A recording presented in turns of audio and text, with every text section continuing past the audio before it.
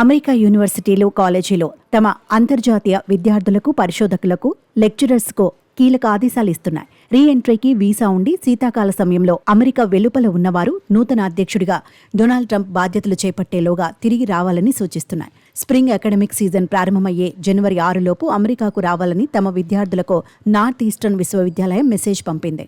Massachusetts, Wesleyan, middle town వంటి యూనివర్సిటీలు సైతం తమ విద్యార్థులు, విజిటింగ్ స్కాలర్లు, అధ్యాపకులు, సిబ్బందికి ఇదే తరహా సూచనలు చేయడంతో పాటు లేఖలు రాశాయి. ట్రంప్ బాధ్యతలు చేపట్టాక ఇమిగ్రేషన్కు సంబంధించి ఎలాంటి ఆంక్షలు అమల్లోకి వస్తాయోనని వర్సిటీలు ఈ జాగ్రత్త పడుతున్నాయి.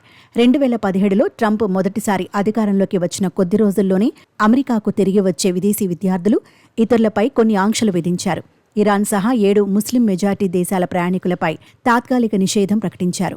అమెరికాలోకి ప్రవేశించటం ఆలస్యమయ్యేలా నిబంధనలు అమల్లోకి తెచ్చారు. నాటి అనుభవంతో వర్సిటీలు ఈ దఫా అప్రమత్తమవుతున్నాయి. ఈసారి కూడా అలాంటి ప్రయాణ నిషేధాన్ని ప్రభుత్వం అమలు చేస్తుందా లేదా అన్న దానిపై అనుమానం వ్యక్తం చేస్తున్నాయి. జనవరి నుంచి ఎలాంటి పరిస్థితులు ఏర్పడతాయోనని ముందుగానే సూచనలు చేస్తున్నట్లు అమెరికా వర్సిటీలు పేర్కొంటున్నాయి. శీతాకాలంలో బయటి దేశాలకు వెళ్లిన వారు జనవరి 19 నాటికి క్యాంపస్కు తిరిగి రావాలని వెస్లియన్ విశ్వవిద్యాలయం విదేశీ విద్యార్థి వ్యవహారాల కార్యాలయం విద్యార్థులకు లేఖ రాసింది. మొత్తంగా అధ్యక్షుడిగా ట్రంప్ ప్రమాణ స్వీకారానికి ముందే విదేశీ విద్యార్థుల్లో ఒత్తిడి కనిపిస్తోంది. 2 నెలల ప్రయాణాలకు సంబంధించి మార్పులు సూచిస్తున్నట్లు వర్సిటీల ప్రతినిధులు వెల్లడిస్తున్నారు. మరి ట్రంప్ అధికారం చేపట్టిన తర్వాత ఎలా ఉంటుందోనని ప్రతి ఒక్కరూ ఆందోళన వ్యక్తం చేస్తున్నారు.